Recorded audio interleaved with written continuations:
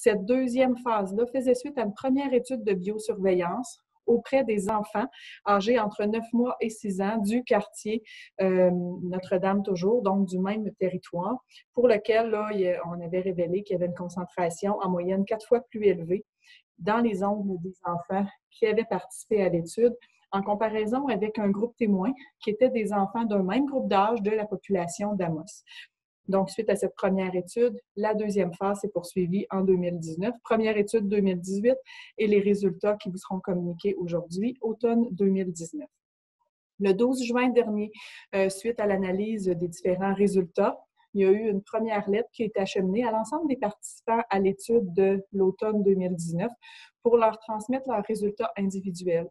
Donc, suite à cette transmission de résultats par la poste, les gens étaient invités à compléter un questionnaire ou à poser différentes questions à la santé publique, tout juste avant qu'ils puissent avoir une rencontre avec un mode virtuel, tout comme on l'a aujourd'hui, en date du 18 juin dernier. Donc, en date du 18 juin, l'ensemble des participants ont été conviés à une rencontre pour pouvoir échanger, entendre les résultats de l'étude, pouvoir poser leurs questions également et préoccupations. Donc, et maintenant, on est au 22 juin et c'est à l'ensemble de la communauté de Rouyn-Noranda que l'on s'adresse pour présenter ces mêmes résultats, puis donner la suite là, à ce qui s'en vient au niveau de l'analyse des résultats, puis de quelle façon il va y avoir une suite par la direction de la santé publique de la région. Donc, tout de suite, je vais laisser la parole à Dr. Sobenjo. Bonjour, merci Madame Roy. Donc, merci cet après-midi d'être présente parmi nous pour entendre la présentation des résultats de notre étude de 2019. Je vais commencer par partager mon écran.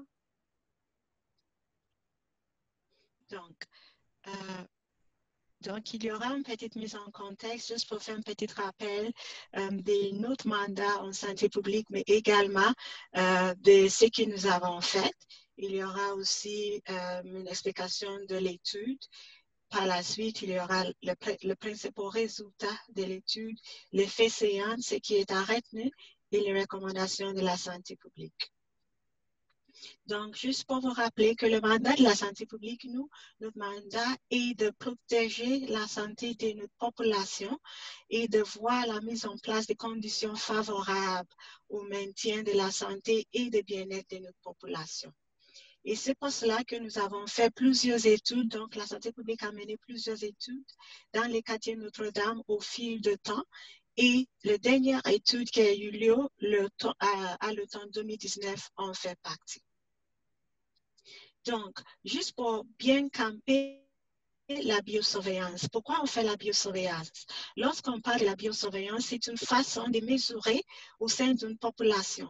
Et c'est important de retenir le mot population parce que l'objectif principal de la biosurveillance est pour mesurer au sein d'une population. Il faut que les résultats soient pris ensemble d'une substance chimique ou de produits de dégradation d'une substance. Donc, dans ce contexte, on parle de l'arsenic. Donc, c'est important pour nous de mesurer au sein de notre quartier. Donc, on prend la population du quartier Notre-Dame, on fait une mesure parce que la population peut avoir été exposée par plusieurs façons. Donc, les produits chimiques en général se trouvent dans l'air ou dans le sol ou dans l'eau. Dans le contexte de quartier Notre-Dame, l'arsenic n'est pas présent dans l'eau potable de la ville de Rouyn-Noranda, mais il peut être présent dans les produits et il peut être présent dans les aliments et des choses que nous mangeons. Lorsqu'on est exposé à un produit chimique tel que l'arsenic, on peut l'absorber dans notre corps, soit lorsqu'on l'ingère, donc par les choses qu'on mange dans nos aliments, ou lorsqu'on l'inhale, donc par respiration dans l'air ambiant. Docteur Sobenjo, oui. Permettez-moi de vous interrompre. Est-ce que nous devrions voir votre présentation PowerPoint en ce moment-ci? Oui, vous ne la voyez pas? On ne la voit pas. OK, mais j'ai fait un partage d'écran. On va essayer encore. Est-ce que vous le voyez? Oui, là, nous l'avons. Merci. OK. Donc, merci de me... Oh. Oui. Donc, maintenant, OK, oui. Donc, encore, donc, j'ai présenté un graphique qui démontre que lorsqu'il y a produit chimique qui est présent dans l'air, comme l'arsenic, il peut être présent dans plusieurs manières. Donc, il peut être dans l'air ambiant, il peut être dans le sol, dans l'eau. Dans le contexte de quartier Notre-Dame, l'arsenic n'est pas présent dans l'eau potable. Il peut être dans des produits ou dans les aliments. Et la voie d'exposition, comment on peut en être exposé, c'est soit lorsqu'on l'ingère, donc lorsqu'on mange par notre alimentation, ou lorsqu'on porte nos mains involontairement qui est contaminé à la bouche, ou lorsqu'on le respire dans l'air ambiant. Dans le contexte de quartier Notre-Dame et de l'arsenic, le contact avec le pot compte peu. Il n'est pas présent, c'est plus par ingestion et inhalation. Et on voit la population exposée. Donc, ça nous permet de pouvoir quantifier les substances chimiques qui sont présentes chez la personne visée ou au sein d'une population, comme le quartier Notre-Dame. Donc, pourquoi le quartier Notre-Dame? Le quartier Notre-Dame a été visé ou ciblé parce qu'il est très près des installations de Glencoe-Fondrion, mais aussi parce qu'un suivi environnemental de plusieurs années et des décennies atteste à la présence d'arsenic dans l'air ambiant et dans le sol de ces quartiers. Donc, c'est le quartier qui est plus porté à être exposé aux rejets atmosphériques dans la ville de Rouyn-Noranda. Donc, cette graphique vous présente un exemple de ce qui a été mesuré, de concentration d'arsenic atmosphérique mesurée à 3 stations dans le quartier Notre-Dame.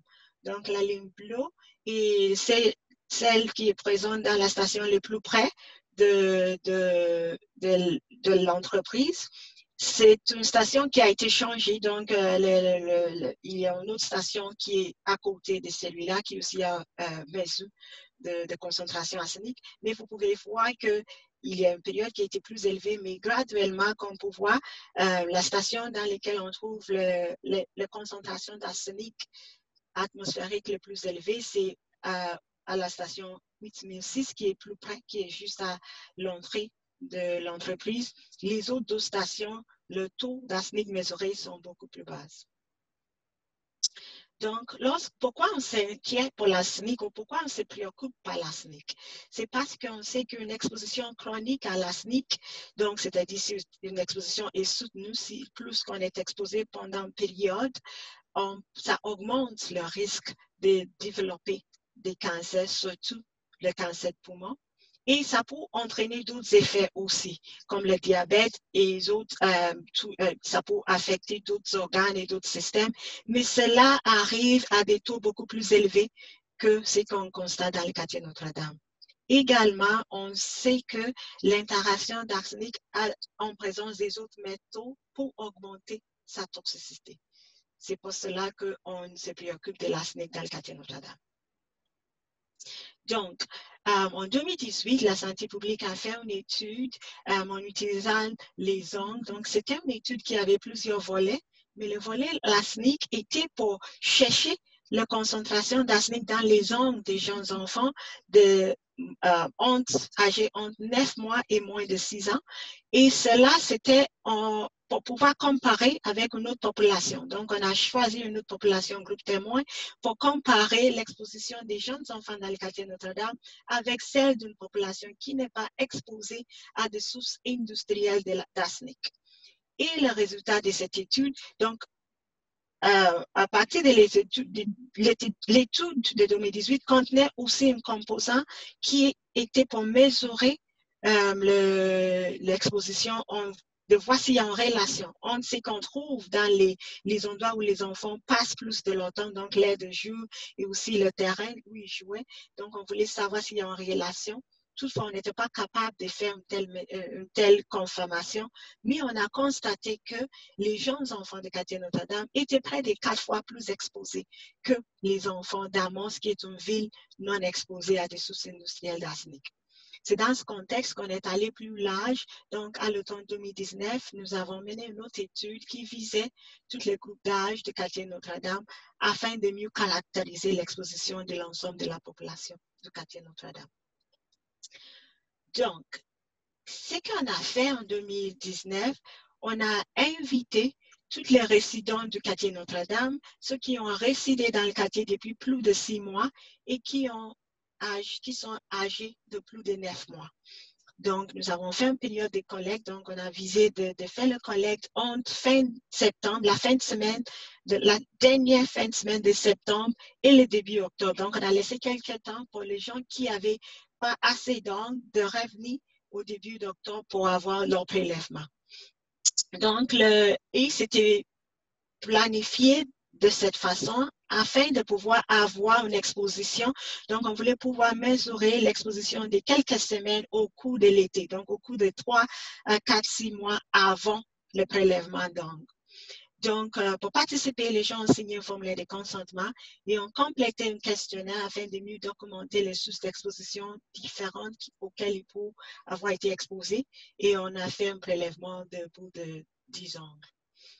On a aussi établi une population témoin, ce qui est la population d'Amos. Donc, aussi, on a cherché une participation volontaire ciblée dans la ville d'Amos, des individus de tout groupe d'âge aussi.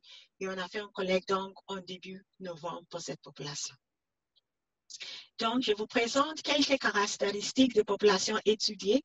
Donc, dans les quartiers Notre-Dame, nous avons eu une participation de près de 300, un petit plus de 300 personnes sont présentées pour participer à l'étude, mais nous avons eu des résultats que pour 293 personnes.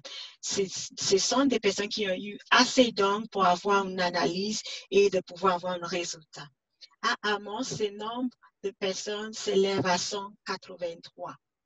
Et avant de faire l'étude, nous avons obtenu une liste des résidents de quartier Notre-Dame pour pouvoir les cibler et d'envoyer une lettre d'invitation à participer à l'étude. Et lorsqu'on voit, on peut constater que la participation représente environ 15% des résidents du quartier Notre-Dame. Et nous avons eu plus de participants dans le quartier Notre-Dame qu'à Amos. D'autres caractéristiques des populations étudiées, donc le colon jaune représente le quartier Notre-Dame, alors que les colons gris représentent les populations d'Amos. Donc, on peut voir que dans le quartier Notre-Dame, nous avons eu 66 enfants, alors qu'à Amos, nous avons eu 27 enfants. Et pour les adultes, dans le quartier Notre-Dame, nous avons un résultat pour 227 adultes et Amos 156. Donc, lorsque je parle des enfants, je parle des personnes âgées moins de 18 ans, alors que lorsque je parle des adultes, je parle de 18 ans et plus. Donc, lorsqu'on voit la répartition selon les sexes, lorsqu'on voit dans le TAT, le vert sont des filles, donc féminins, alors que le bleu représente le parti homme, donc les garçons. Donc, pour les enfants, dans les deux populations, on voit que nous avons eu plus de participants masculins chez les personnes moins de 18 ans. Alors que lorsqu'on voit pour les adultes, ceux âgés 18 ans et plus, nous avons eu plus de participation féminine. Donc, ici, je vous présente les moyens géométriques d'ASNIC mesurés dans les ongles. Encore une fois, les colons jaunes ou orange représentent le quartier Notre-Dame et les colons gris représentent la population d'Amos. Donc, lorsqu'on voit le moyen, si vous vous rappelez, je vous ai dit que la biosurveillance est utile lorsque les résultats sont pris ensemble. Donc, lorsqu'on a mis tous les résultats individuels et on a fait des calculs pour obtenir le moyen, nous avons obtenu un moyen géométrique qui nous permet d'atténuer les effets des résultats extrêmes. Donc, c'est un moyen qui est plus représentatif des majorités de participants. Et dans le quartier de Notre-Dame, chez les enfants, on voit que le moyen géométrique obtenu, c'est 138, alors qu'à Amos, le moyen pour les enfants âgés de 18 ans, Lorsqu'on voit pour les adultes, dans le quartier Notre-Dame, le moyen géométrique, c'est 138 chez les adultes de quartier Notre-Dame, alors qu'à Amos, c'est 33. Lorsqu'on voit pour les enfants de quartier Notre-Dame, ceux âgés de moins de 18 ans, on voit que le moyen, c'est 377 pour les enfants donc, de quartier Notre-Dame, alors que c'est 95 à Amos. Dans les deux situations, soit pour les adultes ou pour les enfants, on constate une différence de environ 4 fois plus dans le quartier Notre-Dame qu'à Amos. Ici, je vous présente une distribution spatiale de l'ensemble des résultats du quartier Notre-Dame. Une distribution spatiale nous permet de pouvoir voir les résultats et d'avoir une idée de l'ampleur de ce qu'on a mesuré dans les angles en voyant aussi où la personne se situe dans le quartier. Donc, ici, vous allez voir plusieurs boules. Donc, chaque boule représente un résultat. Donc, plus que le boule est gros et foncé, plus que le résultat ou la concentration mesurée est élevée. Donc, une boule gros et foncé comme ça représente un résultat élevé. Lorsqu'on voit les boules superposées, ça indique qu'il y a plusieurs participants dans le même endroit. Donc, vous pouvez voir que si on voit que c'est le nom en haut ici, en descendant, en s'éloignant selon la direction de vent dominant, on voit une diminution graduelle. Donc, c'est moins foncé rendu à la fin. Donc, près de frontières de quartier, ils sont moins foncés et moins gros, alors qu'au nord, on a plus de résultats plus élevés et plus foncés et plus gros. Donc, on a quelques zones qui sont là, mais en général, ça diminue en s'éloignant de la fondriole. Donc, d'autres facteurs qui influencent les concentrations d'arsenic ganglial, on voit que en général, plus qu'on est jeune, plus que la concentration d'arsenic est élevée dans les ongles. Et cela ça concorde avec ce qu'on trouve dans la littérature, parce que les jeunes enfants, par leur corps, donc leur physiologie, la façon dont leur corps est fait et fonctionne, et par le fait de leur comportement, ils sont plus portés, ils sont plus susceptibles à avoir des taux plus élevés lorsqu'ils sont exposés à tout produit chimique, pas juste l'arsenic, mais d'autres substances chimiques aussi. On sait que les enfants sont plus exposés. C'est pour cela d'ailleurs qu'on avait commencé la première étude en ciblant les jeunes enfants du quartier Notre-Dame. Pour ce qui est le sexe, on voit que les femmes adultes ont des concentrations plus faibles d'arsenic dans leurs ongles que les hommes. Et aussi, on constate que ceux qui passent beaucoup, donc la majorité de leurs activités quotidiennes se fait dans le quartier Notre-Dame, sont en général plus d'arsenic mesuré dans leurs ongles. Donc, ceux qui passent de plus de temps dans le quartier ont plus de taux d'arsenic dans leurs ongles, selon les résultats de notre étude. Donc, ce qui est à retenir, l'effet séant. Donc, les données confirment une sous-exposition de la population du quartier Notre-Dame à l'arsenic, ce qui est un contaminant qui est associé à des effets néfastes à la santé. Et si nos données nous permettent de pouvoir confirmer une exposition, mais il ne permet pas de pouvoir faire le lien entre l'exposition de la population du quartier Notre-Dame et d'autres effets qui pourraient être mesurés dans la santé, dans la population. C'est-à-dire, ça ne permet pas de pouvoir dire combien de personnes auront un cancer ou auront un problème en lien avec leur santé associé à cette exposition. Par contre, considérant que c'est un produit une substance chimique qui peut avoir des effets assez sévères, assez toxiques, comme pour les cancers, on sait en général pour les cancers, nous n'avons pas une seuil permissible pour une exposition. Donc, c'est important de diminuer le plus possible l'exposition de la population de quartier Notre-Dame. C'est pour cela que la santé publique réitère que les mesures efficaces soient mises en place afin de permettre une réduction significative et au plus bas niveau possible de l'exposition chronique de la population de quartier Notre-Dame à des émissions atmosphériques d'arsenic ou l'accumulation de l'oreille tombée. Et pour faire ça, c'est important d'intensifier les mesures de mitigation, de réduction à la source, mais aussi d'améliorer le programme de décontamination des sols en commençant par utiliser le 30 ppm comme mesure, comme seuil de restauration, plutôt que les 100 ppm que nous utilisons auparavant. Donc, la santé publique s'engage à tenir les résidents de quartier Notre-Dame et les citoyens de la ville de Rouyn-Noranda informés sur l'évolution du dossier et aussi de leur donner des informations justes qui leur permettent de mieux comprendre le contexte d'exposition de l'arsenic dans les quartiers. Aussi, nous engageons de suivre de près la situation et de poursuivre nos efforts de caractériser de la situation.